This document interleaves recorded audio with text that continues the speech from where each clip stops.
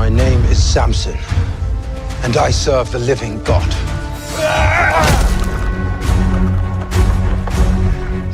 And you have proven nothing. एक समय की बात है जब इज़राइल पर पलिश्तियों का शासन था। लोग अत्याचार से परेशान थे और तब परमेश्वर ने एक विशेष योद्धा को चुना, सामसन। यह कहानी है उस महान योद्धा की जिसकी शक्ति और विनाशकारी अंत ने इतिहास में उसे अमर बना दिया।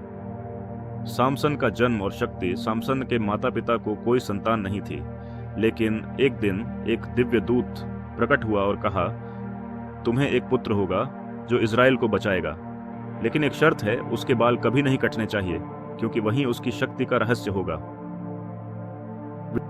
सामसन बड़ा हुआ और जल्द ही उसकी अपार शक्ति सबको दिखने लगी। एक दिन उसने नंगे हाथों से एक शेर को फाड़ दिया। अकेले ही उसने हजारों पलिश्तियों को हरा दिया। वह गड्ढे की हड्डी से 1000 सैनिकों को मार सकता था, परंतु इतनी शक्ति होने के बावजूद सामसन का दिल कमजोर था। उसे सुंदर स्त्रियों से प्रेम हो जाता था और यही उसकी सबसे बड़ी कमजोरी थी। उसने एक पलिश्ती स्त्री से विवाह किया, लेकिन उसे धोखा मिला। फिर उसे दलीला नाम की एक स्त्री से प्रेम हुआ, लेकिन यह प्रेम सच्चा नहीं था। दलीला को पलिश्तियों ने रिश्वत देकर भेजा था ताकि वह सामसन की शक्ति का रहस्य जान सके। अंत में जब सामसन को नींद आ गई, दलीला ने उसके बाल काट दिए। सामसन उठा, लेकिन अब वह कमजोर हो चुका था।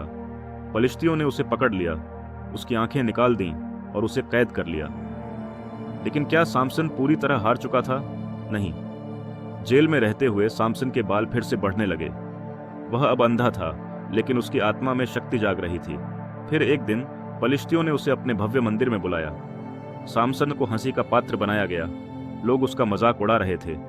सामसन ने परमेश्वर से प्रार्थना की, हे प्रभु, एक आखिरी बार मेरी शक्ति लौटाओ ताकि मैं अपने शत्रुओं से बदला ले सकूं।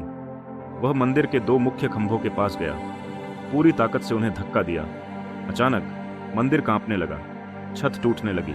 हजारों पलिश्ती वहीं दबकर मर गए और सामसन भी। मरने से पहले सामसन ने अपने शत्रुओं से सबसे बड़ा बदला लिया।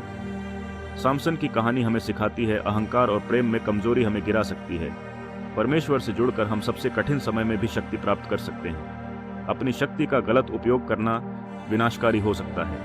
क्या सामसन वास्तव में हारा या उसने बलिदान देकर इस्राएल को बचाया? ये एक रहस्य ही रहेगा।